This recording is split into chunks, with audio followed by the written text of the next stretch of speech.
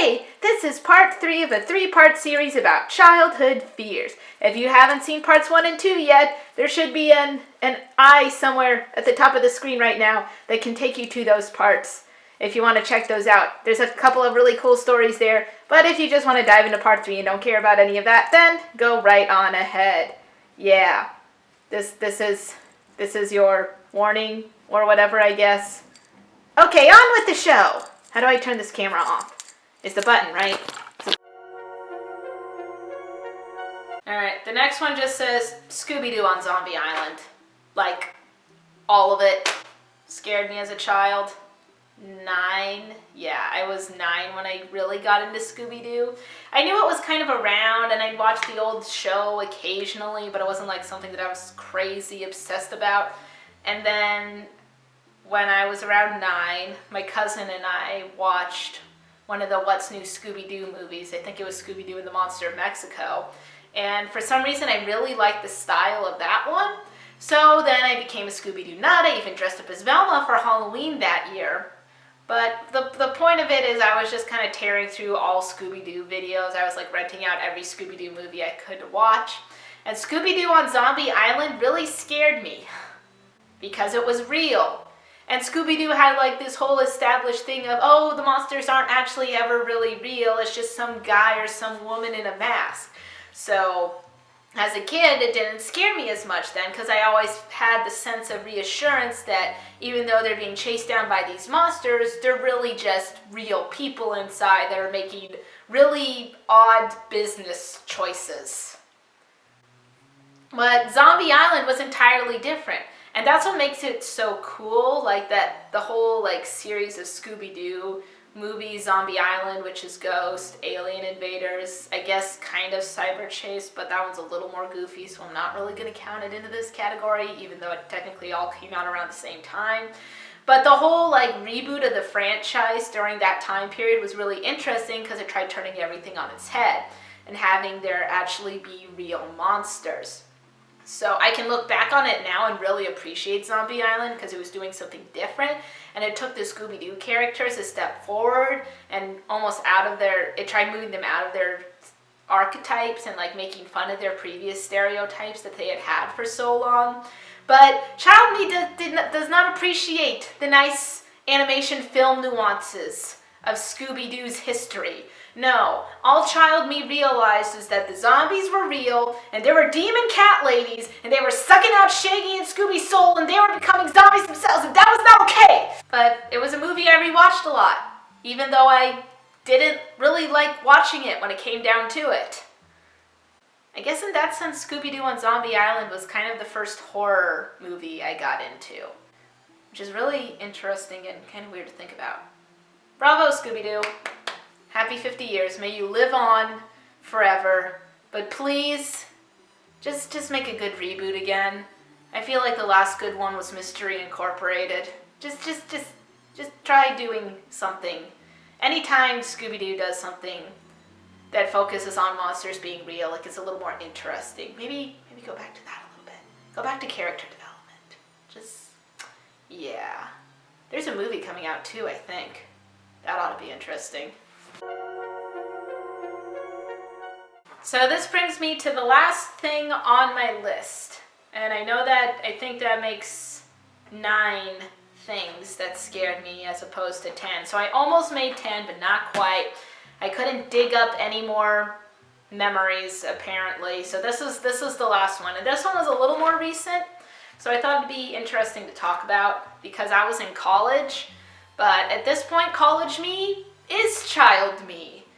This is grown-up me now. College me is a child. College me could not cut her bangs. Did you see those early YouTube videos I put up? No, that hairstyle. That's the true horror right there. Ugh. So go back to like 2014, back when the first Five Nights at Freddy's came out. This is when I was really starting to kind of discover YouTube and the potential it had as a platform. I started really getting into Markiplier, I started getting into Game Grumps, and all this stuff just kind of spiraled down from here. But it all really started with Markiplier and Five Nights at Freddy's. Because one of my friends was well, she wasn't obsessed, but she liked it at the time. So she changed all of her icons on her message boards that we would talk to each other through. She changed them all to the animatronics from the game.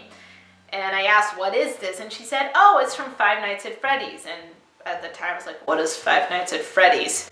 Now that seems like a very ironic joke at this point.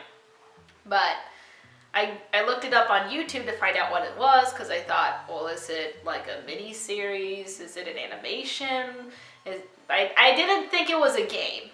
Game was not the thing that came to my mind when I saw the animatronics. So I found the game, and then I wasn't sure how to watch it or figure out what it was. So I'm like, oh, great, it's a game. How am I supposed to figure it out now? But that's when another friend said, well, just watch Markiplier's playthroughs. And that's how I got into Markiplier, because of FNAF. Now that sounds really cringeworthy, but in 2014, it wasn't as bad. Was not as bad. And the first game was actually pretty scary, mainly because you were in the cramped room and there wasn't really much you could do in terms of controlling your situation in the game. And I think that was one of the things that made the game scary. I know people have nitpicked the different games apart and what made certain ones scary at this point, so I'm not even going to go into that. I'm just going to talk about the thing that I'm going to say it kind of technically scared me, because it kept me up at night. When I couldn't sleep at night, I would wake up and I would hear it. The Toreador March from this game.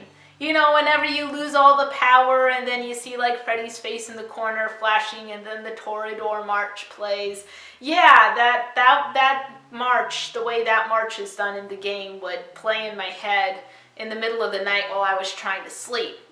And I'd be walking down to the bathroom in my dorm and I'd just hear the Toreador March in my head. So it wasn't so much the game itself that scared me, it was more of the song and the context that my head would play it back to me that got me a little bit unnerved. But yeah, that was the last one. I know it's not really much of a banger to go out on terms of childhood fears, but there's just a lot of weird stuff on this list. I feel like the only two that could technically constitute as valid fears would be the Courage the Cowardly Dog episode and Scooby Doo on Zombie Island, because those were meant to be scary. The rest of it, I don't know. It was there. I mean, looking back on it now, I don't know why I was scared of it at all. But then also looking back on it, child me would watch Star Trek all the time, and the Borg didn't terrify her. So I don't know. I don't know. I just thought that the fear part of my brain got all messed up when I got into NBC Hannibal, because Mads Mikkelsen and the aesthetic there, and then horror in general, I just kind of really started getting into, and then things kind of started going somewhat downhill from there. But no, apparently my odd particular fears it's always been here. I've never been actually scared of the things I'm supposed to be scared of. It's always been weird. So I guess I can sleep well tonight with some reassurance that this isn't a new development. I've just always been weird. I guess that's the moral of the story today, kiddos. If you feel you're weird or you're becoming weird, chances are you are already weird. You know what? That's okay. Because weird is interesting. And that's practically the moral of the Addams Family movie, isn't it? I think Avery reviewed that. So thank you for joining me on this journey as I rediscovered my childhood fears and tried to validate why I was afraid of these things. I had no valid reasons, but it was still a good experience to try and go through. We all gained something here today, I hope. I don't know, I haven't gained anything. Well, you weren't around for most of it. Yeah, now I'm glad. But I am here to say that if you like this video, go ahead and put a pause up and press that like button. And don't forget to comment and subscribe as well. Hey, comment below on things that scared you. Were there some things on this list that reminded you of some fears that you had? Feel free to comment or, make your own video too and send it to us, because we really like watching childhood fear videos. Yeah, it's always really interesting to see what people used to be afraid of, because sometimes it's stuff that makes sense and other times it's stuff that doesn't. So I don't know. I always find the stuff that doesn't make sense to be more interesting because it really looks into the psyche of your child's self to see what kind of hidden fears you had. So we hope you enjoyed this video, and we'll see you next time. Goodbye!